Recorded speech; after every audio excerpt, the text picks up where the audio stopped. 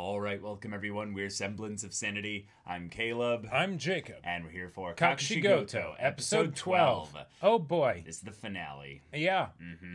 So there's a certain thing that kind of will probably be gone into this episode that definitely won't emotionally destroy us. Yeah, Hime's going to time travel back to the past. Exactly. And tell herself what happened with her dad's manga. Yeah, it definitely won't involve anything regarding No.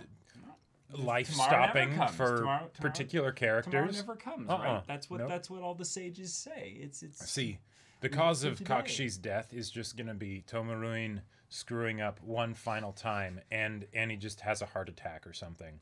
At this point, it's very likely that we'll get like very little time actually in the present. Like That's like a distinct in like possibility. the past. Right, in the past Yeah. that we've spent the most time in. Yeah, they'll probably give us a little bit, but I could see the majority of it actually being like just giving us the full perspective context. Yeah. From either Hime's perspective or just an everyone omniscient perspective. In a show that has every episode basically snuck in a, steel-toed kick to the feels, I'm very concerned what this final You're not wearing your episode codpiece is going to for be. the feels? No, I'm a masochist. Ah, right. That's true. But, you are. No. like, yeah. I'm wearing mine. The problem is it's been quite damaged, abused, like just over the years. You Yeah, know? it still chafes at the inner leg area when it gets hit. It's just like it can only do so much. The shock value. That's right. The shock. Tension and all that. Anyways, but yeah, y'all. Without further ado, let's get into this. All right, everyone. Now be sure to go check out the reaction portion of the video in the description below. Then come back here for the discussion.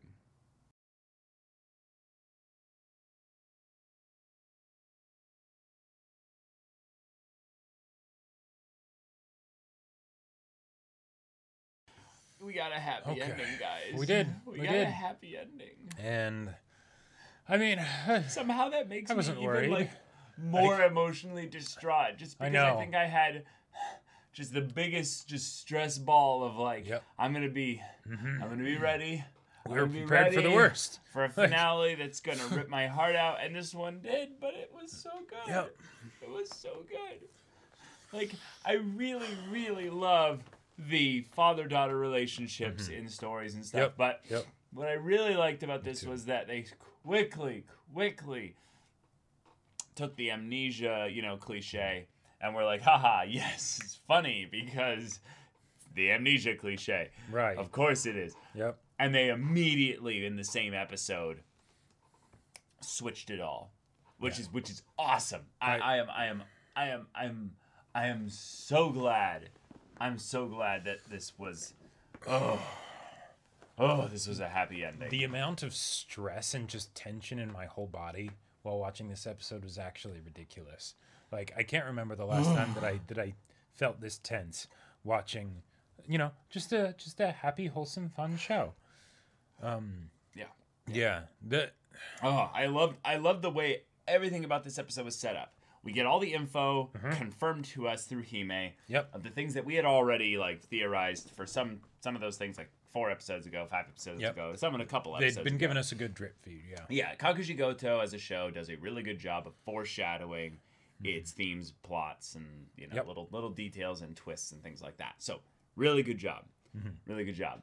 A couple of those things though were really cool to see like, oh, that was actually a big deal. The idea that he had hired someone over the course of those 10 years to go and keep looking for his wife, that he was in denial that she was gone, and that was draining his assets, slowly but surely.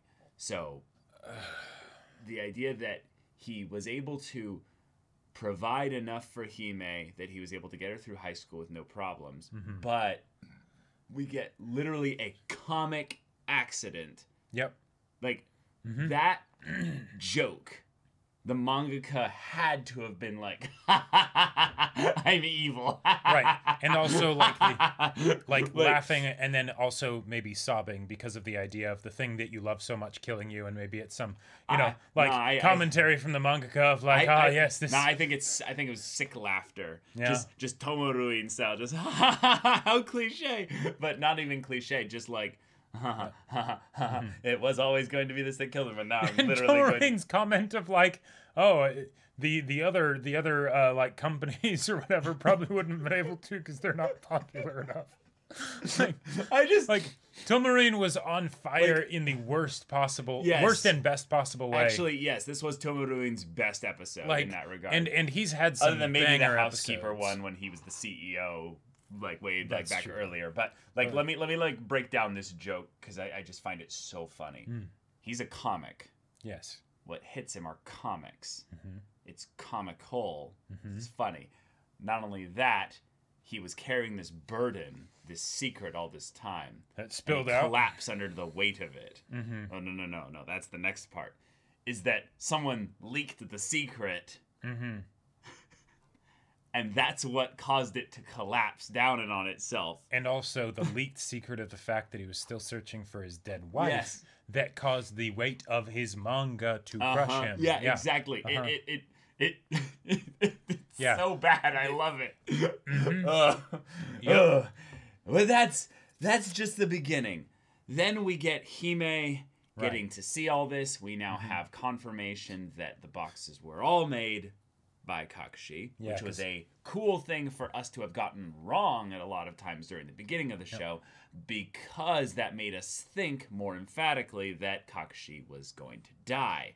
Because if those boxes were there, then we're like, oh, maybe there were other boxes saved by Mom, not necessarily for, not necessarily from Kakushi, because we thought he was dead. But those boxes of the, 17... 18, 19, 20. Right, all the ones after 16 or whatever. Yeah, exactly. Those ones were Kakushi. Those were all him. So it's just, okay. And cool. I gotta say, with the whole amnesia thing and also the comatose thing, there are angles of how it's so poetic with everything that's been happening. Because throughout the show, we've been kind of yelling at Kakushi of like, hey, come on. Wake up, man. Yep. Oh, wow, he just needed to wake up. Yep. Oh, look around you. Your daughter's right there. She's growing up right in front of you. And you don't even realize it. Yeah. Well, guess what? He couldn't even realize it. Yeah. She was literally standing right in front of him. And then the whole thing of, hey, there's this passion of yours that you're not able to, or that you're choosing not to share with your daughter. Right. Right? Yeah.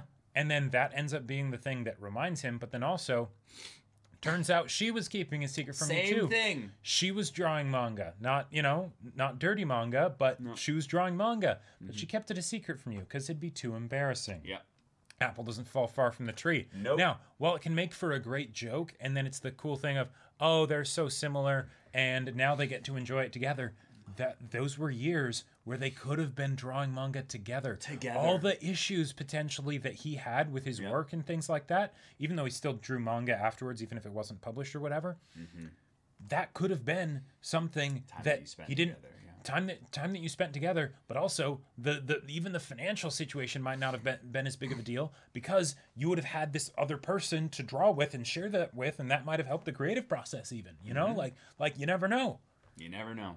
But here we are. Yeah. Here we are. I love that. Oh, I was slightly wrong about the boxes being the thing, but it was his manga, which is like, that's so much more personally specific because he knew, and this was maybe her clue for it, was that they were like, oh, he's literally picking up and starting the manga up as if it was 7 years ago. Like he knew what was the last chapter in his mind.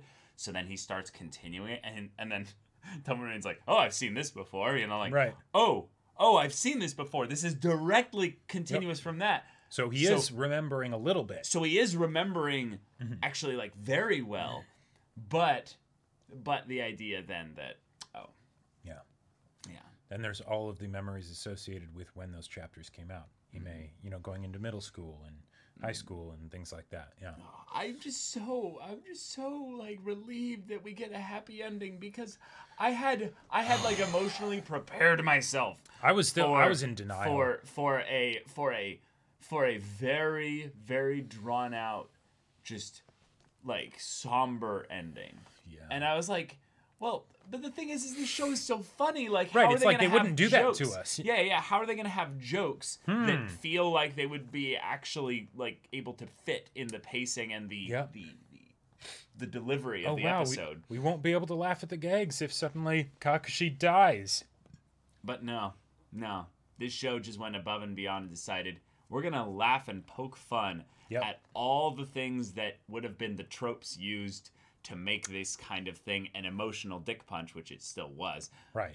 But we're going to mock and laugh at them and then draw humor from that to build back up our trust that, oh, no, this is going to have a happy ending. Yeah. And it does. It does so much. I'm so glad that Hime gets to have her dad back. Yeah. Like, the fact that he's sharing the secret now, and because she's an adult, you know, he might not have actually learned the lesson, really.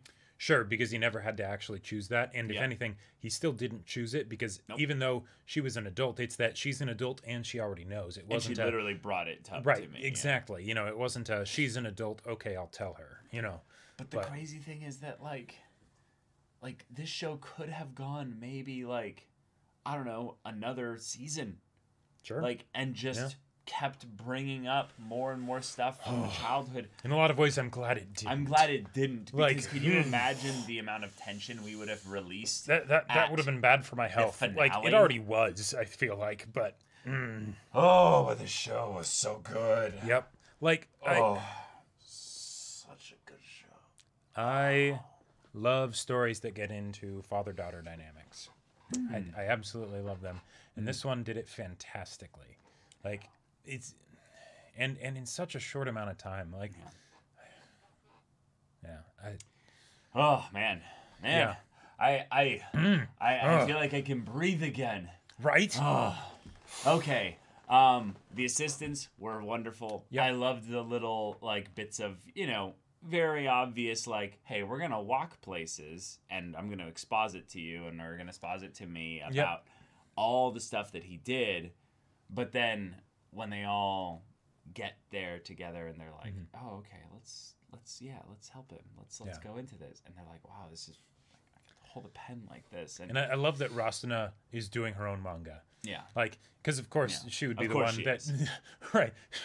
She was the most professional of all of them, right? You know, so it's like makes sense, and oh yeah, you know, she's one of the top earners and things. No, let's go on break for a week, you know. But okay. We didn't get like any kind of goofy endings with, like, you know, love interests or anything like that, which I'm glad they didn't do, because even though the teacher was there. Yeah. Yes, she was there. Way to go, Ichiko. Yeah, and none of the other ladies from the harem were. Yeah. So she managed to fend them all off. Yeah. Survive. But we also didn't get, at least in person, father-in-law. Yeah, we never met him, but we found out that he paid for all the medical bills. Years worth of medical bills. Now, I know it's different in other countries and stuff like that, but I assume that shit sounds expensive. But I assume that still would have been really expensive, especially since, given the fact that when, as it grew closer to the time when he had the accident, he ended up, you know, falling on harder times and things. He probably didn't have great, like, insurance or whatever that would cover that kind of stuff. Like that, like a lot of things probably would have been downsized and things like that. And and I love that they brought up the idea of him being the child of a kabuki actor as the explanation for his, you know, neurotic, extreme behavior. Like, all right, awesome, cool, yep. Yeah, and then just showing the full reason as to why the grandfather was like, I'm not sure. Right. It's not just the manga artist part. It's the kabuki. Yeah. That's not sophisticated enough for me. Right, exactly. Yeah. Yeah, that would have been a cool thing to see, maybe, I don't know, what would have been like? I think that's the one twist that wasn't really foreshadowed. Maybe right. There was a lot of new information brought up in this episode of like the sister's son that shows up that looks just like Kakushi and everything, and right, and the Kabuki and all that stuff. But great still, episode. It was a cool way to have a character come in and give Hime this info that was someone that we wouldn't. A new character that we wouldn't have presuppositions about, basically. Right. Because if it's a character that we already know, then we have to know at what point they learned that information because they didn't pass it along. Right, and why they're telling her now. And yeah, that's what I said. Yeah, but that's basically a cool efficiency like side of things there. But God, now that I'm like able to breathe a little bit more, this was actually a really funny episode with how many little things they kind of snuck in for the sake of like keeping things light and stuff. Oh, I wouldn't want my daughter to see me like this. Yeah. God, I love the bit where she goes home and holds the dog. And the dog just goes, oh. Don't remind me. Don't remind me. And we hear her like sob for like this split second. And it's just...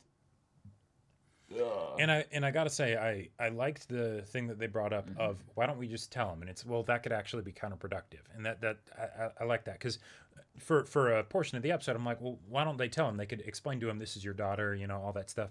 But it's the no, we want him to actually remember, not just take our word for it that this is the case. So maybe the doctors had told them of actually give him time, see if we can get him to naturally recall everything. Yeah. Now, I have a question for you. Tomoruin said he had like, everyone, come with me. I have business with you. We have a meeting regarding our future plans. We never find out what Tomoruin wanted to do there. I think that's just okay. No. What is it? I think it's just inferred that whatever plans Tomoruin came up with, they were inconsequential and not important enough to actually show on screen. I was bringing up I was going to bring up a potential thing of where it's like, well, Hime was in the room when he said that. So he was actually he was actually like trying to give him and his daughter space. Yeah.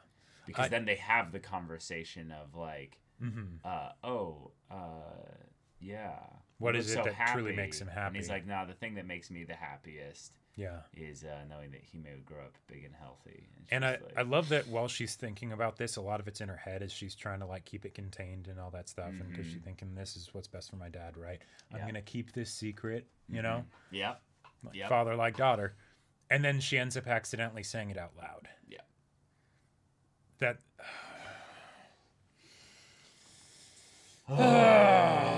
yeah. But then going to grab the manga, I just... That was great. Yeah. We got our finale. It's a happy one. Yep. It gives the OP a little bit more context in a really cool way.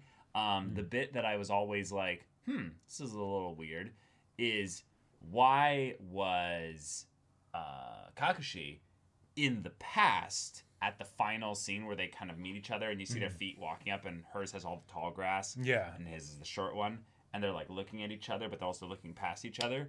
I think that's a cool actual way of saying in the final episode, the issue is that he's going to still be in the past and she's going to have moved on. Right. Which is what his problem has been throughout the entire show. And, and now it's just thematically literally works, but then it was literally the amnesia cliche, you know? Yep.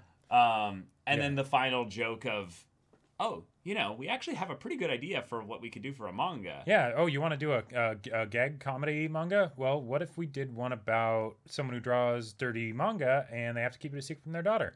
No. No one would read that. Yeah. I have to wonder the mangaka being like, oh, it's the final chapter. Yeah. Yeah, I'll make this joke. Right. Yeah, the whole thing of, a character in the story, especially if it's like a main character, was writing the story the whole time. That's hard to do and not have it be like, grown. Yeah, exactly. Right? But for a comedy manga or anime, right? It's like, that kind of works a lot better. Because sometimes a groan works for a joke, It really does. Like, the pun masters of the world all just like fist pumped, like they were just like, yes, Yep. it's true. That's right. Yeah. But We got the girls working together. We got the manga back to him, and he remembered. he remembered. And Okay. we got to see him cry under like a positive context, and now the show's over. It is. There's no reason to continue it. It's perfect. You did it. Yeah. But because you could do a spin-off though. You could on Hime drawing manga. Oh, I thought you were gonna stay on Tomoruin. All the misadventures and everything. He's the protagonist and antagonist of his own story. That's just like an OVA. You just do the OVA like Tomoruin's Bizarre Adventure. You know? And it's just like, while Kakushi was dealing with all this stuff, Tomoruin tries to get a date. And, the date spirals out into job deadlines, stuff like that. And we see this, like, insane pressure that he's put on. And then the bosses there, like, make it really tough for him. But they're like, no, but you're Tomoruin. You're one of our best editors. Oh, and man. like, I would love to see that, like, some of the people, like, one of the people that manages like the editors basically says like talks up Tomoruin to his face just because they know that that's the only way he'll get any work done. Exactly. You know? And then once he leaves, they're like, that useless piece of shit. Yeah, you know, we threw him on Kakushi. Kakushi's so annoying. Right. Yeah. We'll keep making him think it's because he's the only one that can actually handle Kakushi. Yeah, exactly. The fact that Tomoruin kind of believed that up to the end, even though he admitted that none of the that he also knew that none of the other editors liked working with Kakushi. It's like, so then why were you sent to Kakushi? Why were you sent? Like, he's not the brightest bulb in the bunch. But yeah, he also had that moment of 7 years ago. What happened? I was his editor back then. God. I love his character. It's wonderful. But yeah, Rasuna got her manga. Yep, and I love that when they were talking about the stuff, it's like, hey, this is my office. You know, like, we're working here. Yeah. Please. Yeah. Don't draw out his ideas. Oh. But actually, that's a good point. Her office, was the office that she had the place where they... No. What? No, there's no way. Where is... Okay, here it is. No. Yeah, it looks like a different office. Yeah. But I love that she got some of her old coworkers and stuff to be editor or assistants for her. Yeah, there's some ones here that are definitely there's some new people. Yeah, he's new. Yeah, and I like to think that maybe they started working for her because they all got like reunited and everything. Oh, so they rekindled their passion for this. Yeah, a lot of them went on to different jobs and stuff when Kakushi was done. So yeah, that's a good point. This definitely wasn't like a thing where they had always been assistants for her. Right, not all of them, anyways. But yeah. But okay, so that is the end of this show. That is the end of this show, Jacob. God, wow. I loved this show. This was great. This was wonderful, super, super sweet, and a really fun ride. But now we're changing up the style. Just a little bit because this was my bro slot. Opening up the Pandora's box. Indeed. So, I've been wanting to watch this next series for a very, very long time, and that time is now. He's doing it. So get ready. Maybe get on early access through our Patreon in the description, because we are going to be watching Symphogia. Yeah, it's absolutely happening. So, if you want to see that first episode's reaction to it right now, the link is in the description to our Patreon, where you can get on early access. Any level of support gets you access to our Discord, and there's like full-length timer-based reactions and stuff. It's really cool. So it'd normally be Caleb's thing, but this is an occasion. This is an occasion. So make sure to check that out. We also do streams throughout the week, 3 p.m. Pacific time, Monday through Friday. Mondays, podcast. Tuesdays, Grand Blue dramatic manga readings with water and oolong tea. And then Wednesdays and Fridays, Caleb's doing gaming. I'm playing Dark Souls 2 right now. Yes, and then Thursdays, Yakuza-Kiwami with me. Yeah. So if any of that interests you, we'll see you there. But until then, we're Semblance of Sanity. I'm Caleb. I'm Jacob. And we'll see you all next time.